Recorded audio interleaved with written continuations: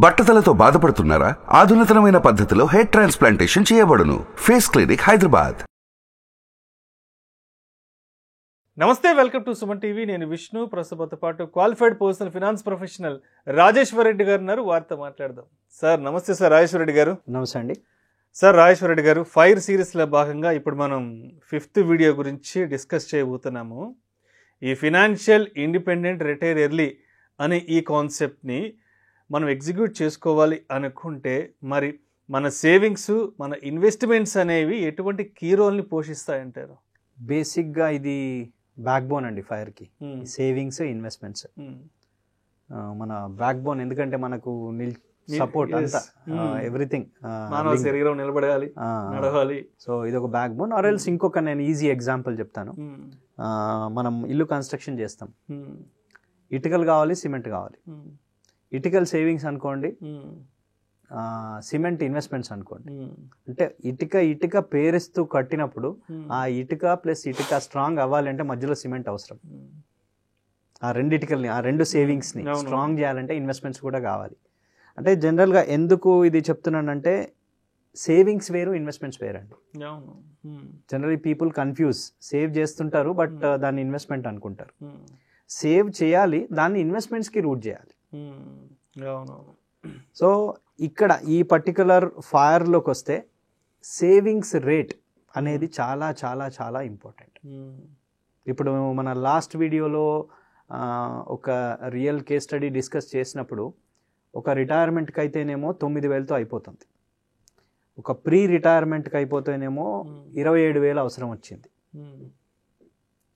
And fire concept next 15 yearsలో retire అవ్వాలంటే 48,000 వచ్చింది. అంటే ఆ సేవింగ్స్ రేట్ అనేది ఎక్కువ ఉంది. ఈ సేవింగ్స్ రేట్ని ఎంత ఎక్కువ ఇంక్రీజ్ చేస్తే అప్పుడు దాన్ని మనం ఇన్వెస్ట్మెంట్స్కి రూట్ చేయొచ్చు. మళ్ళీ ఈ ఇన్వెస్ట్మెంట్స్కి route, first of all savings ఎందుకు అంత ఇంపార్టెంట్ అవుతుంది, ఈ సేవింగ్స్ రేట్ దేనికి అంత ఇంపార్టెంట్ అవుతుంది అని అంటే, మనం ఫస్ట్ ఆఫ్ ఆల్ సేవింగ్స్ అంటే ఏంటి, ఏదైతే ఇన్కమ్ వచ్చిన తర్వాత అవసరానికి ఉన్న ఖర్చులు ఓను మిగిలింది సేవింగ్స్ రేట్. బట్ ఆ సేవింగ్స్ రేట్ని మనం ఇంక్రీజ్ చేయాలి అని అంటే ఏంటి, ఆ ఖర్చుల్ని తగ్గించాలి. మళ్ళీ ఫ్రూగాలిటీ అనే కాన్సెప్ట్ వస్తుంది. సో దీనికి మనకు బడ్జెటింగ్ అవసరము. ఆ బడ్జెటింగ్లో మనము సేవింగ్స్ రేట్ ఇంక్రీజ్ చేయాలి అని అంటే ఎక్స్పెన్సెస్ని తగ్గించుకుంటాం. సో ఫర్ ఎగ్జాంపుల్ ఎక్స్పెన్సెస్ని తగ్గించుకోవాలంటే ఏం చేయాలి? ఫర్ ఎగ్జాంపుల్ ఇప్పుడు మనం అన్నీ రాసినప్పుడు అన్నీ మనకు కరెక్ట్గానే అనిపిస్తాయండి.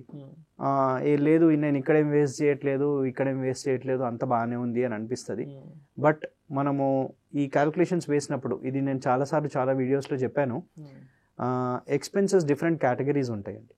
House hold expenses, life style expenses, dependent expenses, insurance premiums, loan EMIs, 5 రకాలు ఉంటాయి. హౌస్ హోల్డ్ ఎక్స్పెన్సెస్ ఫిక్స్డ్ ఉంటాయి, డిపెండెంట్ ఎక్స్పెన్సెస్ ఫిక్స్డ్ ఉంటాయి, అంటే స్కూల్ ఫీజులు పేరెంట్స్కి. ఇన్సూరెన్స్ ప్రీమియమ్స్ ఫిక్స్డ్ ఉంటాయి, ఇయర్ అవే కడుతుంటాం. లోన్ ఈఎంఐస్ ఫిక్స్డ్ ఉంటాయి. తేడా వచ్చిందల్లా లైఫ్ స్టైల్ ఎక్స్పెన్సెస్లో వస్తుందండి. షాపింగ్, హోటల్స్, యాక్సెసరీస్, ట్రావెలింగ్, అంటే రెగ్యులర్గా ఉండే ఎక్స్పెన్సెస్ కావు ఇవి. మేబీ 2 నెలలకి, 3 నెలలకి, 6 నెలలకు ఒకసారి ఇట్లా ఉండేవి. సో వీటి ట్రాకింగ్ చాలా చాలా ఇంపార్టెంట్. మరి వీటి నుంచి బయటపడాలంటే ఏం చేయాలి? సో ఎందుకంటే ఇప్పుడు మనము సేవింగ్స్ అండ్ ఇన్వెస్ట్మెంట్స్ అన్నారు మీరు. సేవింగ్స్, ఇన్వెస్ట్మెంట్స్ ఎంతవరకు హెల్ప్ చేస్తాయి ఫైర్కి అన్నారు. ఫస్ట్ ఆఫ్ ఆల్ సేవింగ్స్ని మనం ఇంక్రీజ్ చేయగలితేనే ఇన్వెస్ట్మెంట్కి వెళ్ళొచ్చు. సేవింగ్స్ లేకుండా ఇన్వెస్ట్మెంట్స్కి వెళ్ళే ఛాన్సే లేదు. సేవింగ్స్కి రావాలంటే ఎక్స్పెన్సెస్ తగ్గియాలంటే లైఫ్ స్టైల్ ఎక్స్పెన్సెస్ ఎక్కడ వేస్ట్ అవుతున్నాయి అనే దాని మీద ఇంపార్టెంట్. దానికి వస్తే ఏం చేంజెస్ చేయొచ్చు? ఫర్ ఎగ్జాంపుల్ ఒక పర్టికులర్ ఎక్స్పెన్సెస్ మనం నోట్ చేసినప్పుడు మేబీ 3-4 టైమ్స్ అక్కడ హోటల్ ఎక్స్పెన్సెస్ ఉన్నాయనుకోండి, 3-4 టైమ్స్ ఒక మంత్లో, దాన్ని తగ్గియచ్చు, ఛాన్సెస్ ఉన్నాయి. హోటల్కి వెళ్ళే బదులు ఇంట్లో తినొచ్చు, అక్కడ తగ్గినట్టే ఎక్స్పెన్సెస్ చాలా ఉన్నాయండి. మనం నోట్ చేస్తే రకరకాలుగా వచ్చేస్తాయి. ఎందుకంటే ఇప్పుడు స్విగ్గీలు, జొమాటోలు, ఇప్పుడు హోటల్కి వెళ్ళాల్సిన పని కూడా లేదు, మనం ఫోన్లోంచే స్విగ్గీ, జొమాటో ఆర్డర్ చేయొచ్చు, వచ్చేస్తాయి. సో ఒకరు చెక్ చేసుకోవాలి ఎంతవరకు అవుతున్నాయి ఇలాంటి ఎక్స్పెన్సెస్, ఎక్స్ట్రా ఎక్స్పెన్సెస్. ఇంకోటి కొన్ని యూజింగ్ పబ్లిక్ ట్రాన్స్పోర్టేషన్, అంటే ఇండివిజువల్గా ఒక కార్లోనే ఒక్కరే వెళ్ళే బదులు పబ్లిక్ ట్రాన్స్పోర్టేషన్ ఏమైనా యూజ్ చేయొచ్చా అలా ఏమైనా యూజ్ చేసే ఛాన్స్ ఉందా, అక్కడ కొంచెం తగ్గుతుంది. As well as discretionary spending అంటాం మనం. కొన్ని అవసరం లేని చోట కూడా కొన్ని ఖర్చులు ఉండే ఛాన్సెస్ ఉన్నాయి. ఎందుకంటే ఫిజికల్ స్పెండింగ్ అనేది తగ్గిపోయిందండి. అంటే మనము డబ్బు ఇవ్వట్లేదు, యాప్ ఓపెన్ చేసి యాప్తో పే చేస్తున్నాం. డైరెక్ట్గా పే చేసినప్పటికీ యాప్తో పే చేసినప్పటికీ ఆ డిఫరెన్స్ ఉంటుంది. ఆ పెయిన్ అనేది ఫిజికల్గా మనం డబ్బులు ఇచ్చినప్పుడే ఉంటుంది, యాప్తో పే చేసినప్పుడు ఉండదు. సో ఇట్లాంటి కొన్ని ఏరియాస్లో మనం ఐడెంటిఫై చేసి చేంజెస్ చేసుకుంటే ఎక్స్పెన్సెస్ తగ్గించుకోగలిగితే సేవింగ్స్ రేట్ని ఇంక్రీజ్ చేసుకోవచ్చు. Plus one more important point ఏంటంటే ఎమర్జెన్సీ ఫండ్. ఒక 3 to 6 months of emergency fund ప్రతి మంత్ మన అకౌంట్లో ఉండాలి. అక్కడ డిఫాల్ట్గా అక్కడ ఉండాలి. ఎందుకంటే కొన్ని సడన్ ఎక్స్పెన్సెస్ వల్ల, కార్ రిపేర్ అనుకోండి, whatever it is there, hospitalisation అనుకోండి, ఏదైనా ఈ సడన్ ఎక్స్పెన్సెస్ వల్ల ఏమవుతుందంటే అంతా డిస్టర్బ్ అయిపోతుంది. ఆ 3 to 6 months అక్కడ ఉంటే ఎమర్జెన్సీ క్యాష్ మన మనం ఫైర్ జర్నీలో ఉన్నప్పుడు డిస్టర్బ్ కాకుండా ఉంటాయి. So second point is emergency fund compulsory maintain చేయాలి. అండ్ థర్డ్ పాయింట్, మనము సేవింగ్స్ అనేది జస్ట్ పక్కకు పెడుతున్నాం అనే పాయింట్ కాదండి. We need to understand the power of compounding. That is most important. అంటే నేను ఇదివరకు చెప్పిన ఎగ్జాంపుల్స్లో 9,000 పక్కన పెడితే he is able to achieve fire అంటే ఫ్యూచర్లో ఈరోజు 9,000 పక్కన పెడితే ఫ్యూచర్లో 6 lakhs తీసుకుంటున్నాడు. ఆర్ సెకండ్ ఎగ్జాంపుల్లో నేను చెప్పిన దాంట్లో 27,000 పక్కన పెడితే అరౌండ్ 2.5 lakhs సంథింగ్ ఉండింది. అంటే ఇక్కడ నేను ఏమంటున్నానంటే ఈ 27,000 ఈ రోజు పక్కన పెడుతున్నాం అనేది ఇంపార్టెంట్ కాదు. ఫ్యూచర్లో 2.5 లక్షలు ఈ 27,000 పక్కన పెట్టినందుకు వస్తుంది. అంటే దట్ మీన్స్ సింపుల్ లాజిక్ ఏంటంటే నేను ఒక్క నెల ఈ 27 పక్కన పెట్టకపోతే ఫ్యూచర్లో 2.5 లక్షలు లాస్ అయినట్టే. ఈరోజు ఇన్కమ్ ఉన్నప్పుడు ఈ 27 పక్కకు పోతే ఇన్కమ్ లేని రోజు 2.5 లక్షలు పెట్టాలి. అంటే ఎప్పుడైనా దాన్ని ఫ్యూచర్లో లాగా క్యాల్కులేట్ చేసుకోవాలి. దీనికి ఒక ఎగ్జాంపుల్ చెప్తానండి. చాలామంది ఎన్ఆర్ఐస్ ఉన్నారు, ఇండియాకు వస్తారు. ఇండియాకు వచ్చి ఏదైనా మనీ స్పెండ్ చేసినప్పుడు మనము రూపీస్లో చెప్తుంటాము, ఇది ఇన్ని డాలర్స్ అని చెప్తుంటారు. ఆర్ఎల్స్ మనమే ఏదో టూర్కి వెళ్ళినాం అనుకోండి, సే దుబాయో లేకపోతే ఇంకా యూరోపో ఎక్కడికో వెళ్ళినాం. అక్కడికి వెళ్ళి మనం ఏదైనా కొనాలన్నప్పుడు ఎయిర్పోర్ట్లో వెళ్తాం, క్యాష్ ఎక్స్చేంజ్ చేసుకుంటాం, అక్కడ వెళ్తాం కొనాలనుకున్నప్పుడు అక్కడ డాలర్స్లోనో యూరోస్లోనో డిపెండింగ్ అపాన్ ద దీరమ్స్లోనో ఉంటుంది. కానీ మనము ఆ రూట్లో ఎప్పుడు ఆలోచించాం. దీన్ని రూపీలో కన్వర్ట్ చేసుకొని అరే ఇది ఇన్ని రూపీసా, ఇంత కాస్టా,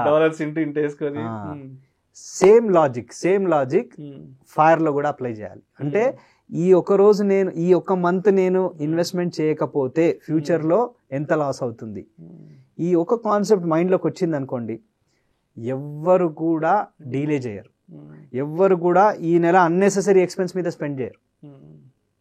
ఎందుకంటే వాళ్ళకి ఆ ఫ్యూచర్లో వచ్చే అమౌంట్ మైండ్లోకి వస్తుంది.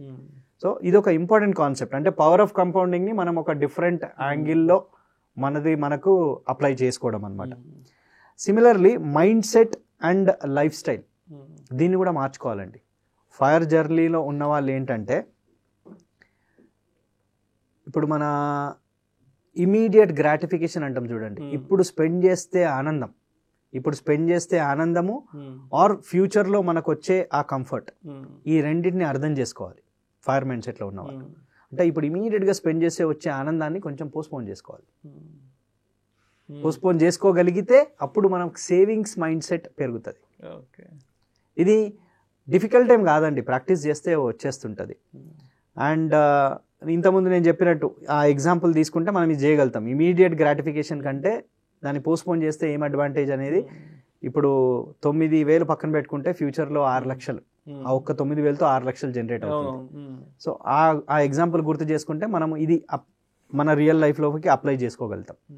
సో అంటే లీడింగ్ సింపుల్ లైఫ్ స్టైల్, ఎఫిషియెంట్గా మన రీసోర్సెస్ని యూజ్ చేసుకోవడము, ఇట్లాంటి వాటిని ఫాలో చేస్తే మన సేవింగ్స్ రేట్ని ఇంక్రీజ్ చేసుకోవచ్చు అండి. సో ఇంకా అంటే స్టెప్ బై స్టెప్ ఇంకా చాలా ఉన్నాయి. ఒకే వీడియోలో అన్ని చెప్తే మళ్ళీ కన్ఫ్యూజ్ అయిపోతారు. ఇక్కడ జస్ట్ నేను సేవింగ్స్ రేట్ ని ఎలా పెంచుకోవాలి, సేవింగ్స్ ని అండర్స్టాండ్ ఎలా చేసుకోవాలి అనే కాన్సెప్ట్ ఒక్కటే చెప్పాను. Probably in the next video I will tell about the other aspects. ఎందుకంటే ఇన్వెస్ట్మెంట్స్ గురించి తెలుసుకోవాలి, ఆ బేసిక్స్ ఏంటి ఇన్వెస్ట్మెంట్స్ గురించి, ప్లాన్ ఎలా ఇంప్లిమెంట్ చేయాలి, దాన్ని ఎలా మానిటర్ చేయాలి, దాన్ని ఎలా అడ్జస్ట్మెంట్ చేయాలి, ఈ అన్ని ఫ్యాక్టర్స్ కూడా ఇందులోకి వస్తాయండి. So that will discuss in the next video. Thank you so much Rajeshwara Reddy garu. Thank you అండి. 5th వీడియోలో ఈ ఫైర్ కాన్సెప్ట్ని ఇంప్లిమెంట్ చేసుకోవాలి అంటే మన సేవింగ్స్ అండ్ ఇన్వెస్ట్మెంట్స్ అనేవి ఎటువంటి కీలక పాత్ర పోషిస్తాయి అనే అంశం గురించి చాలా డీటెయిల్గా మీ విశ్లేషణ తెలియజేశారు. Thank you so much sir. Thank you. Suman టీవీలో మీ పర్సనల్ అండ్ బిజినెస్ ప్రమోషన్స్ కోసం కింది నెంబర్కి కాంటాక్ట్ చేయండి.